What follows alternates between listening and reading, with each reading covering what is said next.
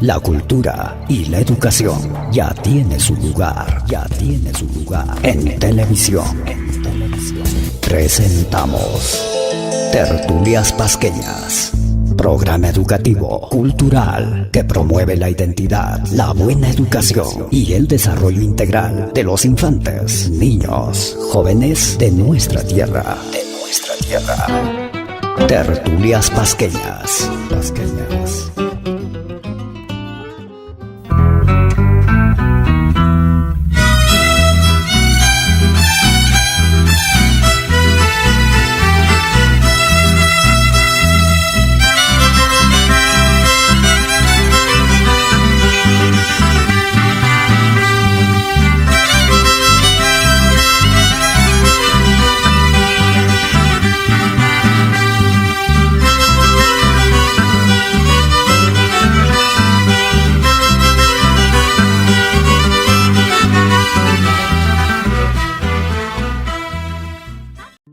Seguimos en Tertulias Pasqueñas, amigos y amigas, y durante esta semana se han desarrollado actividades a propósito del Día Internacional de los Bosques y también el Día Mundial del Agua. Estos días que estamos viendo toda esa situación de crisis en el país. Y qué mejor conversar con Wilmar Cosme Calzada, director ejecutivo de Labor, quien nos va a detallar sobre estas importantes actividades. Es un placer tenerte en el programa, Wilmar. Saludos a todos los televidentes de Tertulias Pasqueñas. Y efectivamente hemos estado desarrollando algunas actividades para recordar estas fechas que tiene que ver mucho con la sensibilidad frente al tema ambiental. Una de ellas es lo celebrado o lo recordado el día 21 de marzo, en la cual pues se recordó o se celebró el Día Internacional de los Bosques. Frente a este tema, yo quiero aprovechar este espacio para hacer llegar una reflexión a todos tus televidentes, porque este tema de la conservación de los bosques está realmente relacionado a lo que está sucediendo actualmente. Estos desastres que están afrontando y que estamos afrontando a nivel nacional, justamente está desarrollado también con la falta de protección de los bosques y que finalmente repercute en la deforestación. Anualmente, a nivel nacional, hay una pérdida de bosques de más de 650.000 hectáreas y solamente a nivel de Pasco anualmente también hay una pérdida o hay una deforestación de 3.000 hectáreas promedio al año. Entonces, ¿cómo se relaciona esta situación frente al tema del calentamiento global? Menos bosques, menos árboles, la temperatura se va incrementando mucho más. Y ya sabemos, ya hemos visto por los medios de comunicación, de que el incremento de la temperatura de la Tierra, de todo el planeta, obviamente está también repercutiendo en el incremento de la temperatura del mar. Entonces, esto está generando mayor evaporación en el mar y fundamentalmente en estos últimos meses se ha presentado este fenómeno del niño costero, que básicamente está afectando al país de Ecuador y el Perú, pero en mayor proporción al Perú. Entonces hay que tener presente de que la falta de conservar los bosques, en este caso también los bosques altoandinos, está también generando el incremento de la temperatura del mar y está generando también mayor evaporación. Obviamente con esto trae como consecuencia mayores lluvias torrenciales, principalmente ahora en la parte de la costa. E incluso ahora podemos observar esas nubes, los cúmulos, los nimbos que están generando pues estas lluvias torrenciales y obviamente trayendo como consecuencia esto de los huaicos y obviamente muchos desastres que ya todos los hemos visto, ¿no?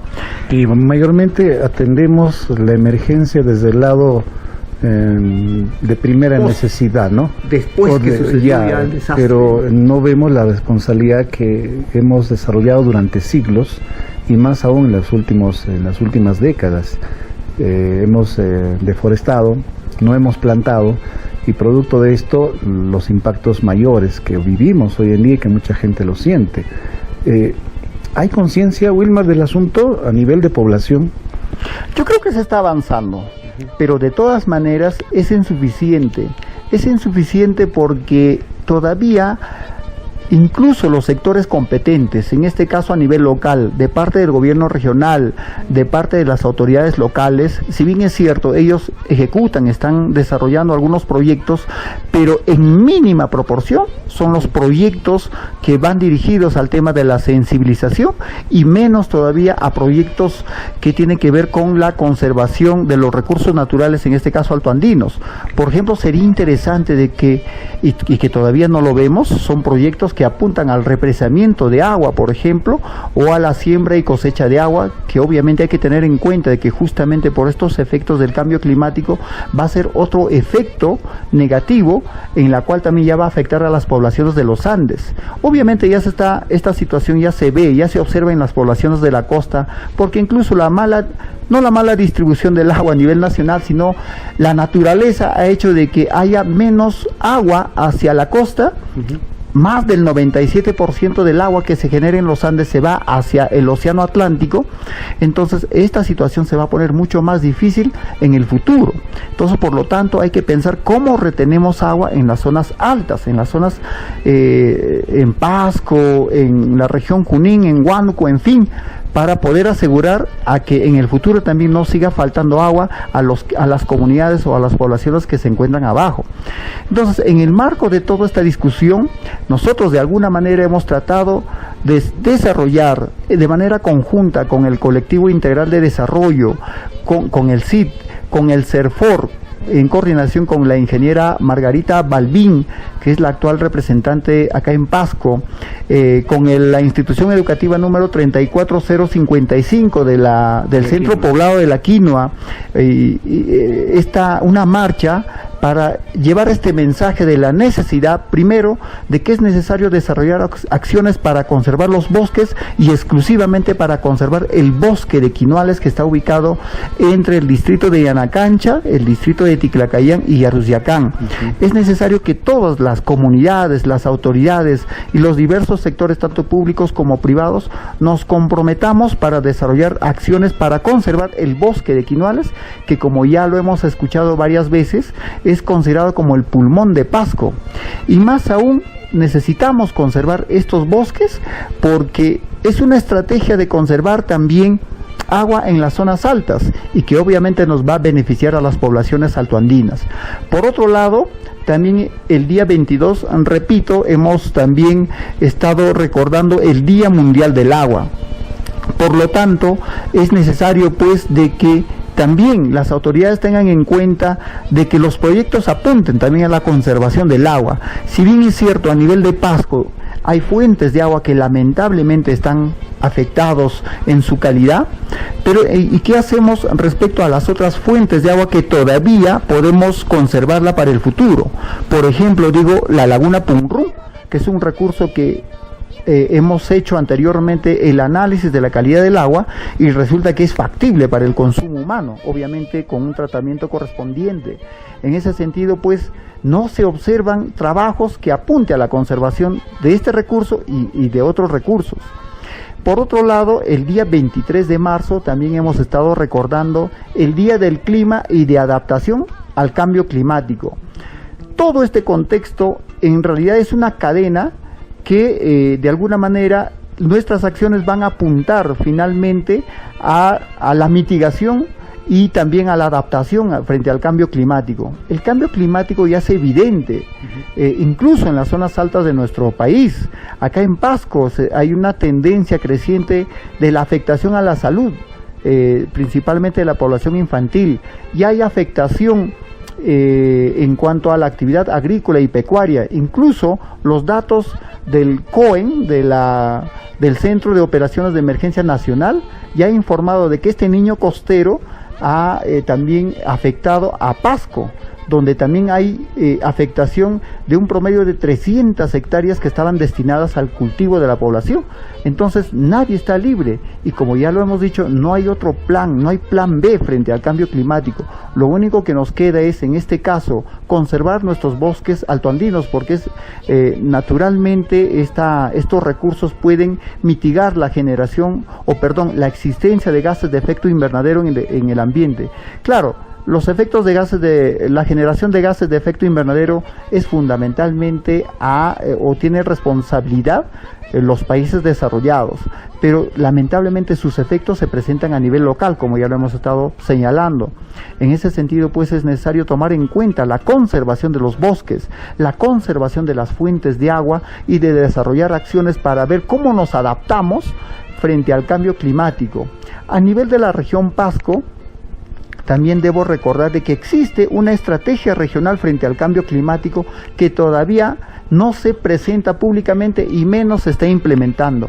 Por lo tanto, es necesario también, o aprovecho este espacio para llamar a reflexión a las autoridades del gobierno regional de Pasco para que de una vez por todas nos pongamos de acuerdo entre todos de cómo hacemos para implementar esta estrategia regional frente al cambio climático y poder establecer sobre la base de los compromisos de las instituciones públicas y privadas también para ver qué hacemos frente a esta situación que lamentablemente pues ya está trayendo muchos desastres y muchas pérdidas y también trayendo pobreza a nivel nacional. Ahora, frente a una coyuntura de huaicos y de desastres naturales, es ocasión para sensibilizar más a la gente de los verdaderos impactos que ya trae el calentamiento global y qué es lo que estamos guardando, planificando para las futuras generaciones. Así es, ya esto es una muestra de lo que vamos a afrontar en el futuro. Estamos viendo también por los medios de comunicación que por este tema de los huaicos incluso ha perjudicado el normal abastecimiento del agua para consumo humano de la población, de Lima principalmente, ¿no? También combustibles, ¿no? Productos de primera necesidad. Claro. Entonces, en el caso del agua, por ejemplo, esperamos de que esta situación finalmente, viéndolo por el lado positivo, ojalá que todos reflexionemos, poblaciones de la costa, poblaciones de los Andes, poblaciones del oriente, de que es necesario pues proteger justamente las fuentes de agua que están ubicadas pues en las partes altas de nuestro país, porque si no conservamos estas fuentes de agua, eso es lo que va a pasar.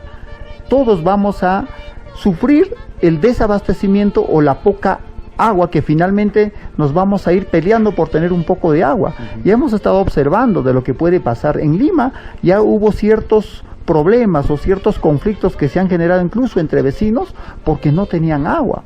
Entonces esperamos pues de que esto, repito, nos sirva de reflexión para planificar en el futuro qué hacemos frente a esta situación que nos espera, porque es una realidad que ya está próximos a suceder. No podemos escaparnos de esta realidad. Entonces es necesario de que a partir de la fecha nos pongamos en la acción y vemos realmente qué hacemos. No solamente hay que planificarlo, sino hay que ir a la acción.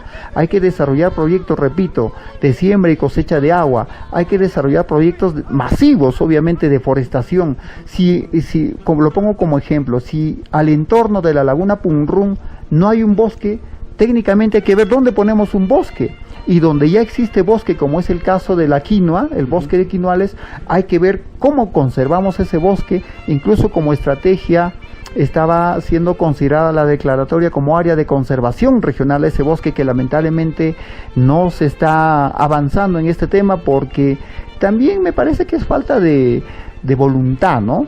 De parte del gobierno regional, porque es la única instancia que puede hacer este trámite ante el CERNAM para que se declare como tal. Entonces hay que desarrollar todo tipo de trabajo que apunte a la conservación de nuestros recursos naturales a nivel de las zonas altas de nuestro país.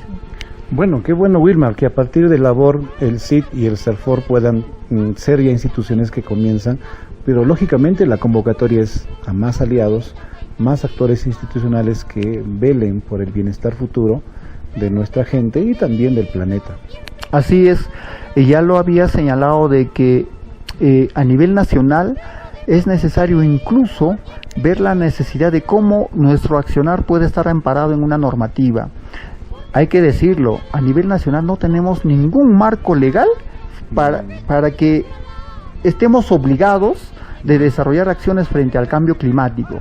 Entonces, por lo tanto, es necesario de que incluso desde el Congreso de la República ya se puedan estar analizando propuestas de ley, una ley marco frente al cambio climático. Claro, hay un sector donde se está evaluando estos efectos, incluso los compromisos que ha asumido el Perú con sus contribuciones nacionales ante la Convención Marco de las Naciones Unidas frente al cambio climático. Pero es necesario pues de que todas estas acciones que va a desarrollar el Perú, y que esperemos así sea, puedan estar amparadas en una normativa donde todos los sectores en los 3 niveles de gobierno pudieran desarrollar sus acciones también frente a este tema del cambio climático, porque no creo que nos vayamos a quedar con los brazos cruzados esperando a un segundo evento de desastres y finalmente nuevamente reaccionar después de lo sucedido para ver qué hacemos, ¿no? Cómo atendemos a los afectados. Es necesario desde hoy en día planificar de manera preventiva cómo hacemos, cómo afrontamos esta situación, porque me parece inadecuado recién desarrollar acciones después del desastre, ¿no? Hay que planificar con acciones preventivas frente a esta situación. Muy bien, gracias Wilma por el espacio. Esperamos que esta iniciativa y más aún estas actividades puedan concientizar a nuestra gente, ¿no? Más bien un llamado final a todos los actores sociales, la ciudadanía y también autoridades para que puedan también ya post este evento de emergencia racionalizar, ejecutar normativas que justamente amparen para que no suframos más adelante lo que hoy se está viviendo en el país. Claro, como una reflexión final, lo que podría señalar es de que finalmente creo que todos estamos obligados a, en el caso de los bosques, a conservar estos recursos, porque hay que decirlo, el principal motivo porque también el Perú está generando gases de efecto invernadero, claro, en menor dimensión, es justamente la deforestación que se está presentando principalmente en la zona de la selva. Pero en relación a este tema, también todos los sectores públicos, privados, como pobladores, también, por ejemplo, estamos haciendo uso del papel. Entonces, indirectamente estamos generando deforestación o motivando a la deforestación.